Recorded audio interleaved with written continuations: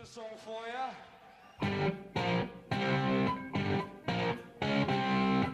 You're listening to Deep Purple Smoke on the Podcast. I will do one episode for each song the band recorded in the studio. However, this is a fan podcast and not band endorsed. It's more of a tribute to their long history, well beyond just the hits, and my way of giving something back to a band that has given so much to me. Let's dig in!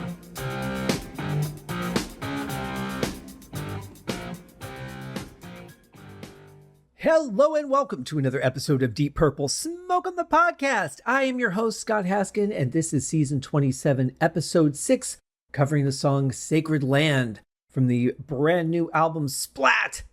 Here's the thing. I've heard the album twice. We've talked about this in case this is the first episode you're listening to of this season. And because what I found is a lot of people will listen to the episodes of songs they know, songs they like, or songs they're curious about. They won't necessarily listen to every episode because they don't want to know about every song. So if this is the one that you're tuning into for the first time, welcome. But also, when I'm looking at these songs and getting ready to do each episode, of course, I said I wouldn't listen beyond twice to each one. I don't remember the songs by title. So when I start playing them, that's when I'm like, either, oh yeah, it's this one, or, I forgot about this already, because it's only a couple of listens. So no shade to anybody. I've enjoyed every song so far with a couple of production issue exceptions. I think it's been a great album. I saw a quote from Ian Gillan today where he said this is the best album they've made since the 70s.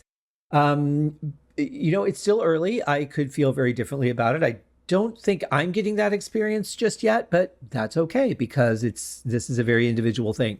And who knows, over time, these songs may all become my favorites. But so far, the outstanding one has really been The Only Horse in Town, which was our last episode. And now we're digging into Sacred Land. And that's a very interesting topic. Could be a lot of things. Great title for a new age song. Certainly a lot of open territory to do some sort of ethnic instrument build or something like that. But let's see what Deep Purple did. Here it is, Sacred Land.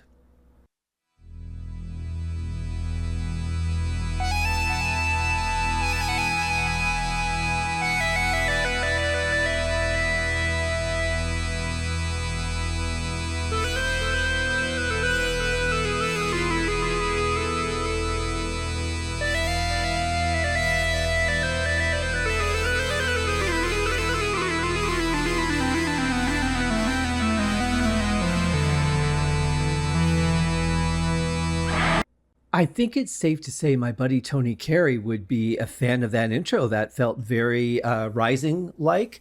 Very nicely done, though. I love the blend of sounds, and I like the performance on it. It's intriguing. And just kind of going off the title of the song, I could hear this being done if that lead were, say, like an Indian or Middle Eastern flute instrument, something that you might hear in Blackmore's Night, but maybe just something that's a little more specific and ethnic. But I do very much like this opening. It's intriguing. It's got me curious. Obviously, the song is going to get heavier. This is Deep Purple after all. I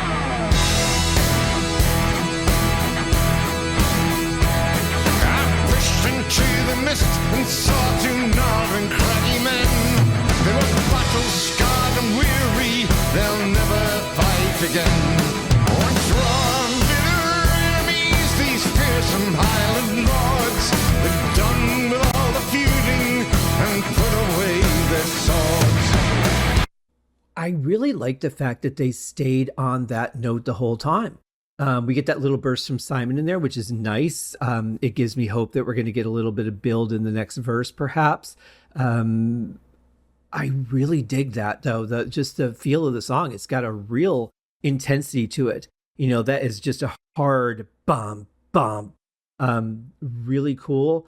And at first I thought, boy, this is kind of perfect for a Rocky montage. I'd like to see some training sequences on top of this, and could just be because I'm getting a lot of Rocky clips on my socials for some reason lately. I don't know, but that's in my head. But I definitely love the feel of this. I like that the sound is like really full, even though they're not playing any kind of heavy riff that's like digga digga digga digga digga taking up space. There's not double bass or anything, but it just sounds really big and theatrical, very theatrical. So far, we're off to a great start.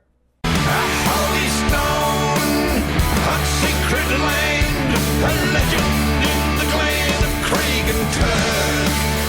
They placed their weapons on the ground, set them softly in the moss. Yeah, that was an interesting, I'm going to guess that's the chorus. It could just be a bridge and we haven't heard the chorus yet. We'll find out. But I really like that part. I like the vocal on it was great. Again, the music just staying pretty solid and not being very adventurous. Now, of course, we're getting some color in the next verse, as I had hoped for. This is more what I would expect from Deep Purple, and that's not a bad thing at all. And we're getting some really nice background soloing from Dawn, but it is not distracting from the vocals. I can clearly hear both of them, clearly listen to what both of them are doing, which is a really, honestly, a sign of well-crafted mixing, because you can have all the performance, and if it's mixed poorly, it's not going to matter. So I really appreciate what we're hearing right here in, as far as the mix goes. One upon the other, shipped and laid across the futile, bloody memories of all of that and more. Those brave and ancient clansmen had done with making war. A holy stone, a sacred land, buried in the glen of Craig and Turk. There was a song that started the album Now What called Simple Song. And it was. The opening was very simple. Of course, it got tense when the music kicked in, and it was very, very hard and heavy. I feel like this might be one of the simplest songs that Deep Purple has written in a very, very long time. Musically, it's really a great foundation. And they're throwing in a little bit here, like that solo from Dawn, that little burst from Simon. But they're sticking to a pretty solid plan here so far. I expect that will change through the course of the song. But so far, it's been pretty solid, and the vocals have really driven it with a great supporting music bed, which is really interesting. But I'm definitely enjoying this song. I hope you guys are too. In the day it was man to man, eye to eye, and hand to hand. Die with eye, heart with heart. Every man stood up to play his part. Okay, I have some observations. Try not to be shocked. I think they're filling in the space too much. It sounds like there's an ah sound, but I don't think that's Ian. I think that's a keyboard. There's just this huge amount of sound in this song, and it's kind of burying everything a little bit, in this part especially. And I'm not a fan of that. Like, I like what they've done. I like the performance, but I think it's just boosted a little too high in the mix. The vocals are a little bit buried for me, and I've listened through both sources, the media player and my digital audio workstation. So I'm going to be interested when I go back to listening through my phone how the mix sounds there. But for these two, it's very consistent that there's just too much sound in there, and I mean, I like a rich full sound, but if you're starting to compromise sounds that are important, obviously the vocal is the most important sound. Then you've got, the rhythm, whether it be rhythm guitar, keys, drums and bass, or whatever combination thereof. But when you're telling the story should be the focus. And I'm just feel like I'm drowning in a lot of sound. And I feel like I've said this before. I can't off the top of my head specifically state what albums or what songs those might have been. But I do feel like I've said there's like this sound in the center that's taking up a lot of space. So that being said, I mean, maybe it's part of the style. I would imagine live, though, that would be fantastic. But here in the studio where you really want to hear the story, if anything is kind of infringing on your vocal, to me, that's not a good mix. So there is that to contend with. Musically, though, I thought this part was great. Did not expect that that's where they were going to go. In fact, during the verse, am I the only one that's kind of waiting for that note to change? And especially in the second one, I thought so the first one was like real straightforward. Maybe by the second one, third line in, they'll drop down to a different note or they'll go up to a different note. But no, they have stayed right on that path during the verses. I find that fascinating because it is so outside what you would expect to hear. You know, we've heard it on this album before. You take any pop albums, any rock albums, there's very rarely would you stick on this one thing.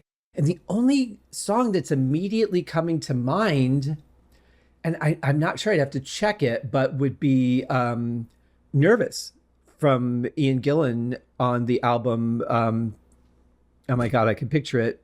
I don't know why I can't think of the name. It's the red one. It'll come to me. I've reviewed it on the Haskincast podcast before, but Glory Road, that's it. Duh. Boy, I'm getting old over here. It's also very hot. That's no excuse, but I'm going to go with it. So that's the only, because I just remember like that bass line is just bum, bum, bum, and it stays on that note. It might vary a little bit, but I can't really hear it all in the moment in my head because I'm hearing this song. So I keep expecting that during the verse. And then when we don't get it, I'm like, wow, this takes some real patience to not stray off of that. And I think about in the documentary for Infinite, when Steve Morse was recording the overdubs for the end part of Bird of Prey, and he was, you know, staying on that da, da, da, da, that one note, and then he would go up a little bit, and then he would go up a little bit. And Bob said, stay on that note as long as you can. And he goes, I did, or I am. Like, I can't play this note forever. I have to move my fingers. There's just something in me that says I have to change the sound. And I get that. As a listener, I get it. I mean, it is interesting, like, how long can you sustain that? And you hear that in Amadeus, right? Mozart is saying, how long can I sustain this build? 20 minutes or 26 minutes or whatever the final thing was. And that is true. I mean, there is a certain art to that, and to build around being able to sustain a particular note for a lengthy period of time. But there's a physicality. There is a performance, a creative, a writing perspective that really goes against doing that. And I wonder, I don't think there's a documentary for this. I just looked again. There's no CD DVD combo. There was no DVD with the box set.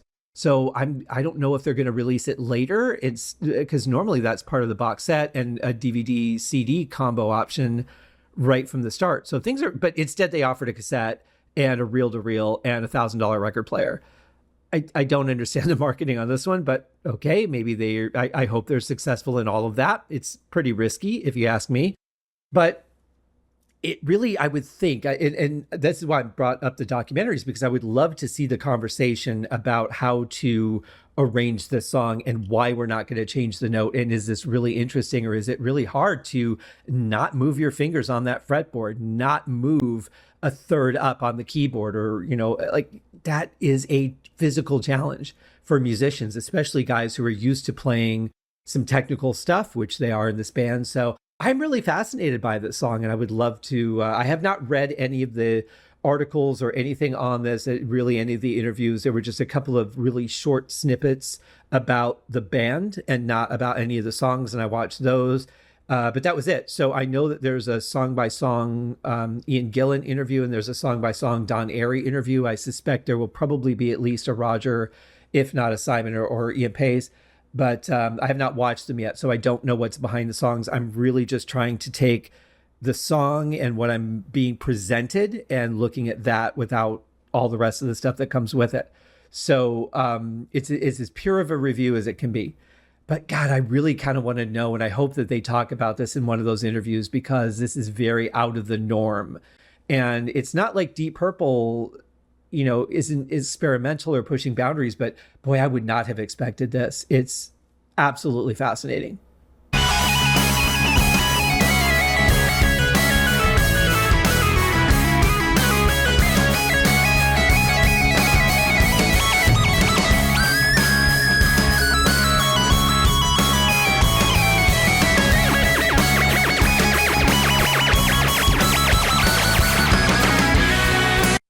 Very interesting and experimental solo. See, this is one of the things I really love about what Don brought to the band.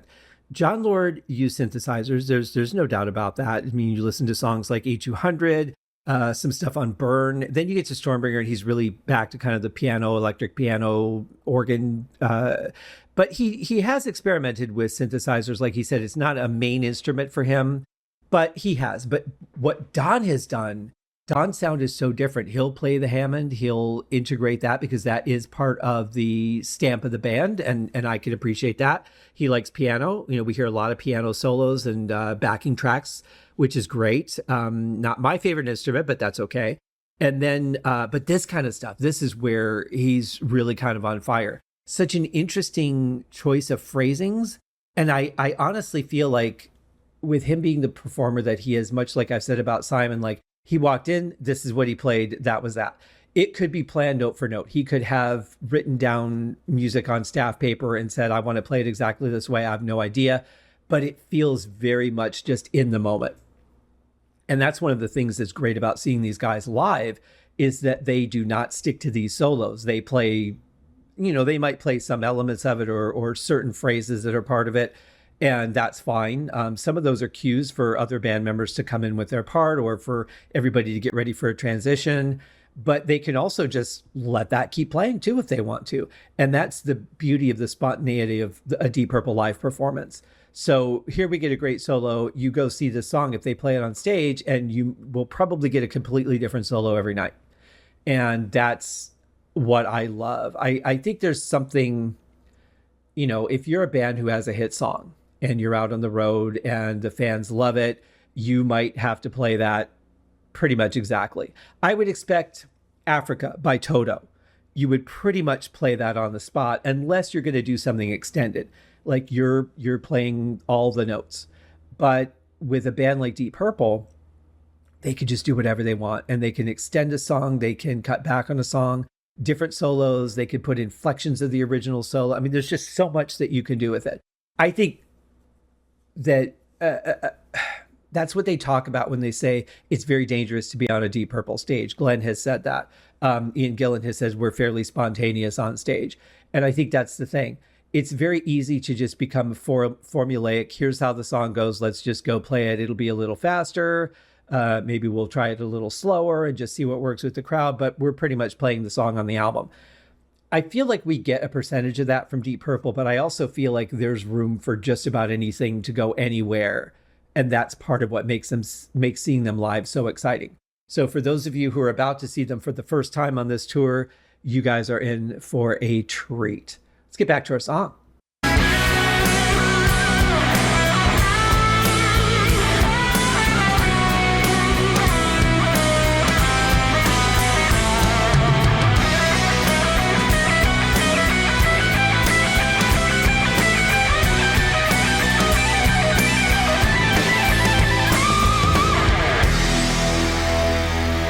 Yeah, I've talked about this too, about how you can just take something, find it sounds really good, and you can just kind of repeat it a little bit. And we get some of that here. Love that second guitar that comes in my left ear. That really adds a wonderful change in dynamic and backs up the first guitar. I like that the volume is a little bit lower than the main guitar, just the way that they end it with such a flourish. And then now I feel like the song could go in a completely different direction. It could go back to the beginning. It could go back to the verse. It could go to another bridge or something we haven't even heard yet. Like there's so much possibility right here where they ended this and just this note that they're holding on. A skirling look for danger brought a glint into their eyes. Marauders and intruders, the old men slowly rise. With claymores at their knee, they'll know they haven't that. Once again they will be fighting, but now it's back to back.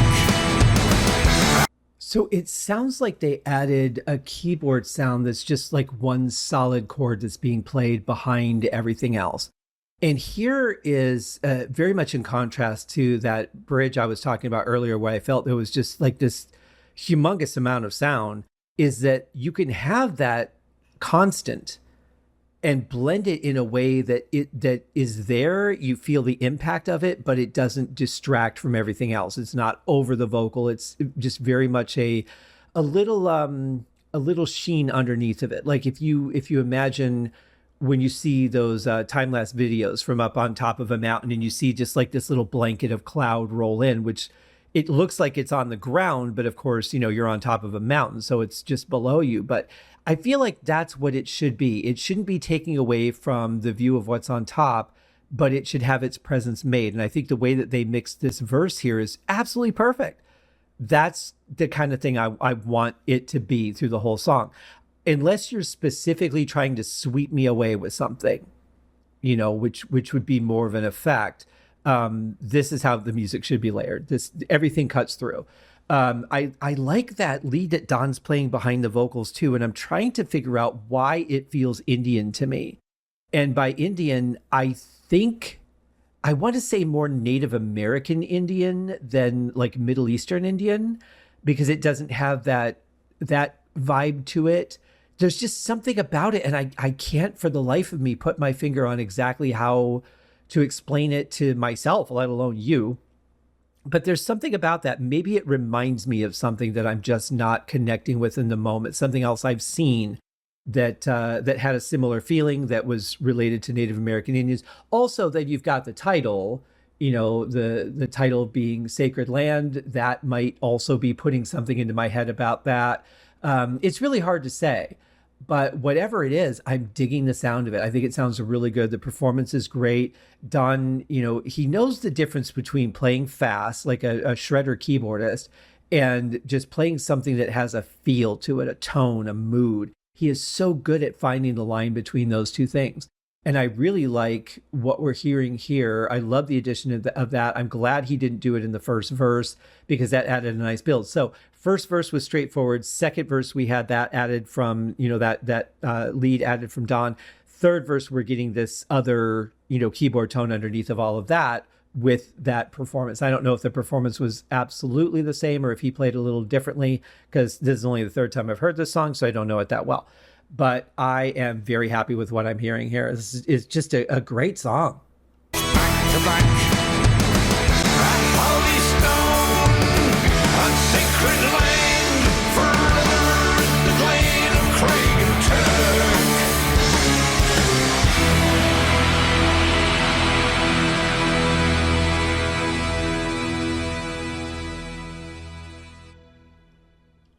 And another definitive end. I like that they're not letting these songs go too far, but I feel like we're really missing some of the virtuosity in this band so far. We're getting nice solos, but they're really short. Like I've said in the past, I actually don't think this solo needs to be that long. I think we need to cut this in half and it would be better. But honestly, these are almost a little too short. We're not getting a lot of that back and forth between keys and guitars that we're used to. And again, there's nothing wrong with them going in a different direction, giving us something different. We have gotten a little bit of it, so there is that familiarity. But I do find this very interesting how they seem to really have a different style on this album so far. And I mean, we're 7 songs in, so that is, or what, 6 songs? No, 6 songs in out of 14 or 13 on the proper album. And then we have the bonus track.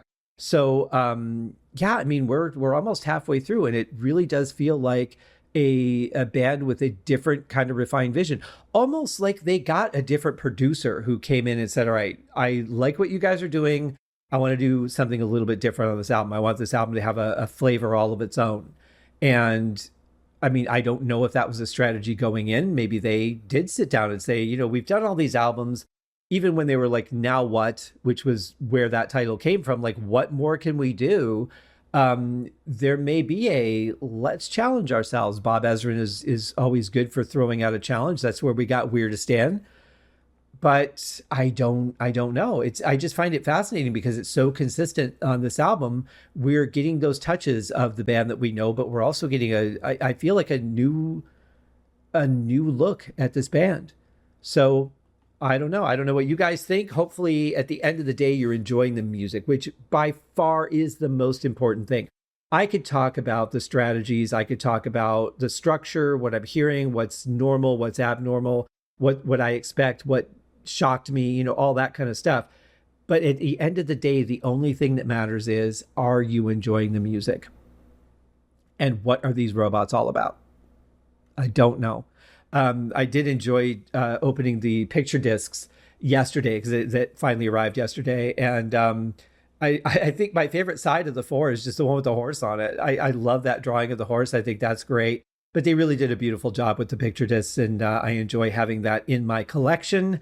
I'm still kind of back and forth about whether I should go out and find a copy of the box set before they become $300 and $400 a piece. It seems like a wise idea, but I'm also trying to buy a house, so spending money is also a cautionary tale right now. Anyway, that is our show for today. I hope you guys like the song. It really is a good one. The last two, I would say, definitely will be in heavy rotation in my listening going forward, but I would say honestly all of them will be, but these are two real standouts for me on this album so far. So we'll see how we do in the next episode. If I've calculated everything right, this should be Tuesday. Tomorrow, This Show is Dark. We have the Haskincast podcast with a brand new episode as I head towards episode 600. And then we are back on schedule for Thursday and Friday. So if you only listen to this podcast of mine, we are back on Thursday and I will see you then. If you listen to the Haskincast, please join me over there. Also in the show notes, and I feel so bad, I really don't mention this enough, we are part of the Boneless Podcasting Network with a slew of wonderful, mostly music-related podcasts. There are a couple of movie-related podcasts in there as well. So go check out that link in the show notes. So that takes you to the hub where all the podcasts can be found. Also, Mark Roback of the 70s Weekly Countdown with Mark and Pete has recently started his new podcast, Rory Gallagher, the Bad Penny Podcast. Definitely go check that out, guys. We'll see you in the next episode. Cheers.